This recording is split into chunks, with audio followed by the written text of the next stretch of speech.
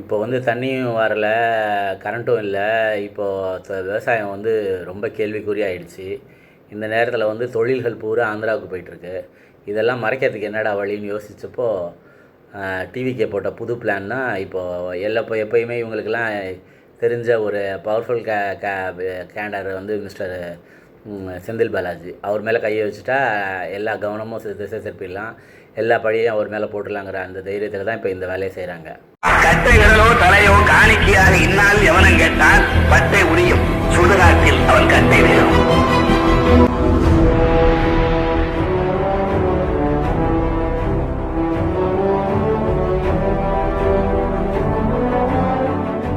வணக்கம்.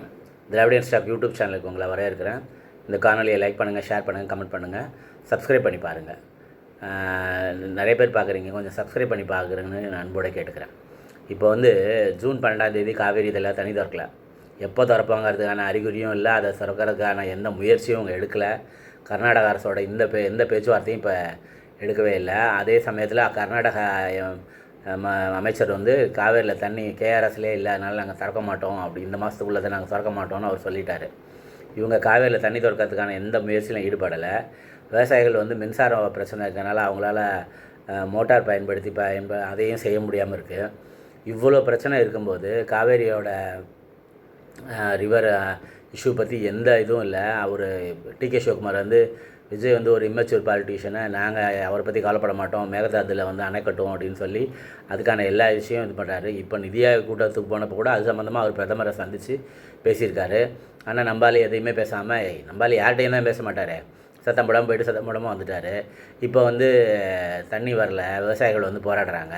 இது இல்லாமல் விவசாயிகளுக்கு ரெண்டு பக்கம் இடிங்கிற மாதிரி இந்த வந்தோன்னே உங்களுக்கு விவசாய கடன் தள்ளுபடி பண்ணுறேன்னு சொல்லி ஒரு சாக்கை விட்டுட்டு அந்த விவசாய கடனை தள்ளுபடி பண்ணாமல் வெறும் 5000 ரூபா தள்ளுபடி பண்ண போக அவங்க எல்லாம் வந்து இப்போது விதவிதமான போராட்டங்களில் ஈடுபட்டு இருக்காங்க. இதுக்கெல்லாம் என்ன நம்ம முதலமைச்சர் இருக்கவே இருக்குது, எப்போயுமே எல்லாத்துக்கும் பழி போடுறதுக்கு பரவாயில்ல. மோடி வந்து நேருவை தான் பழி போடுவார், நம்பால் பரவாயில்ல போன கவர்மெண்ட்டை மட்டும் சொல்லிக்கிறாரு. அது ஏன்னா முந்தின கவர்மெண்ட்டெல்லாம் சொன்னால் எம்ஜிஆர் ஜெயலலிதாலாம் அடிபட்டுருவாங்க, ஏன்னா அவங்கெல்லாம் அவரோட கொள்கை தலைவரில் இருக்காங்க. அதுக்காக அவங்களெல்லாம் சொல்லாமல் ஒன்லி டிஎம்கேங்கிறதுக்காக இப்போ முந்தின கவர்மெண்ட்டை எல்லாத்துக்கும் குறை சொல்லிவிடுவார்.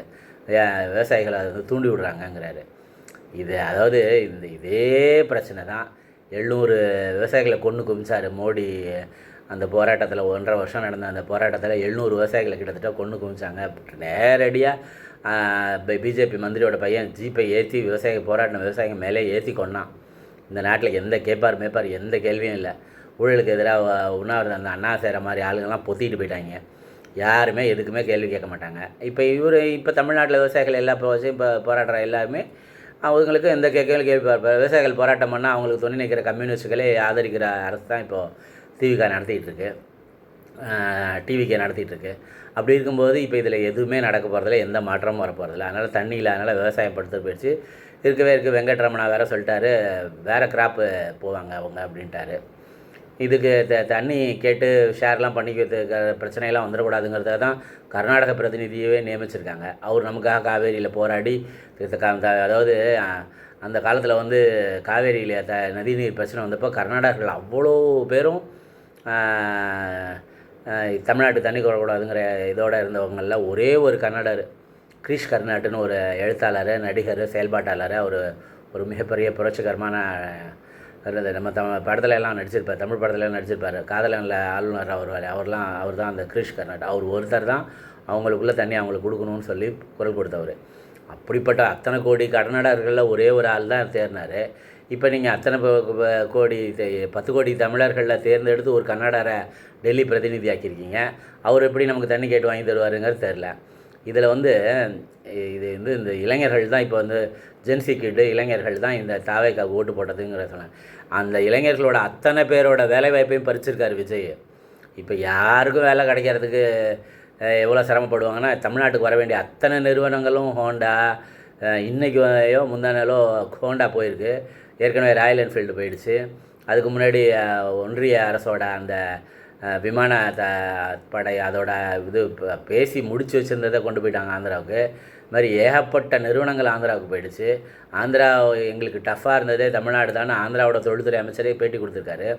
அவ்வளோ நிறுவனங்கள் 80 1000 பேருக்கு வேலை கிடைக்கக்கூடிய வாய்ப்பு உள்ள நிறுவனத்தை போயிடுச்சு, நீங்கள் வந்து அதை யாராவது எதிர்த்து பேச சொல்லுங்கள், நான் நிரூபிக்கிறேன்னு சொல்லி ஜீவா டுடே ஜீவசகாப்தன் வந்து ஊடகத்திலே சொல்லிட்டாரு.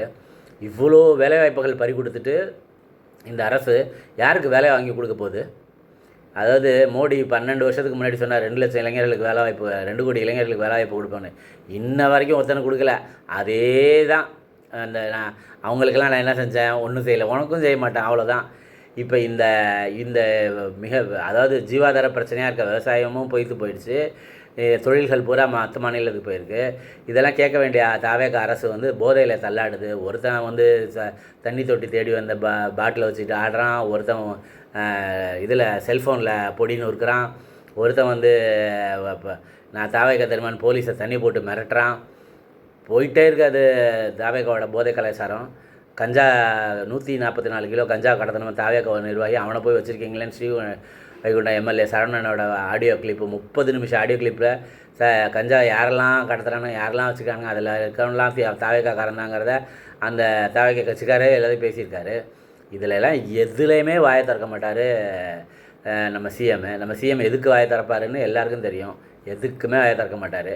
ஒரு மாதம் கழித்து இப்போ எப்படியும் இப்போ கரூர் விஜயபாஸ்கரை ரிசைன் பண்ண வச்சுட்டாரா, இப்போ போய் கரூரில் போய் எம்எல்ஏ பள்ளியை போட்டிங்க அப்படின்னு ஆரம்பிப்பார்.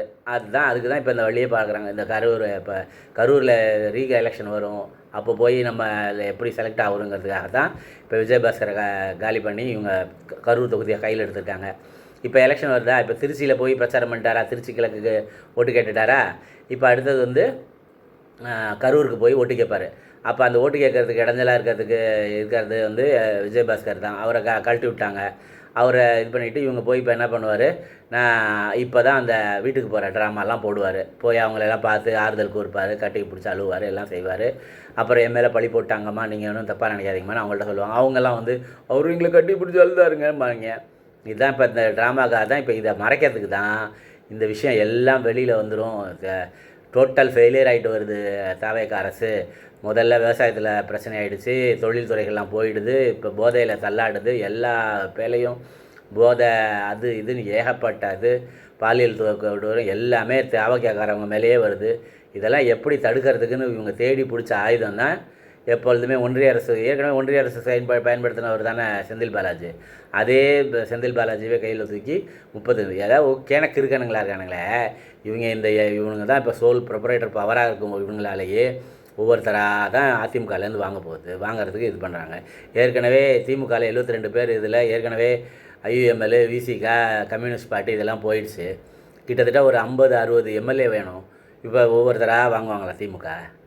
ஏதாவது லாஜிக் இருக்கா? முதல்ல அக்டோபர் மாதம் வரைக்கும் இந்த அரசுக்கு மேலே மறுபடியும் நம்பிக்கையில் தீர்மானமே கொண்டு வரவே முடியாது. இதெல்லாம் தெரிஞ்சே இதெல்லாம் செய்கிறானுங்க. வேணும்னு இந்த ஆட்டையை கலைக்கிறதுக்கு என்னடா வழின்னு தேடி பிடிச்ச ஆள் தான் இப்போ செந்தில் பாலாஜி. அவர் மேலே இந்த அளவுக்கெல்லாம் மோசமான வேலைகள் எல்லாம் ஈடுபடுறவங்களா அவங்களாம்?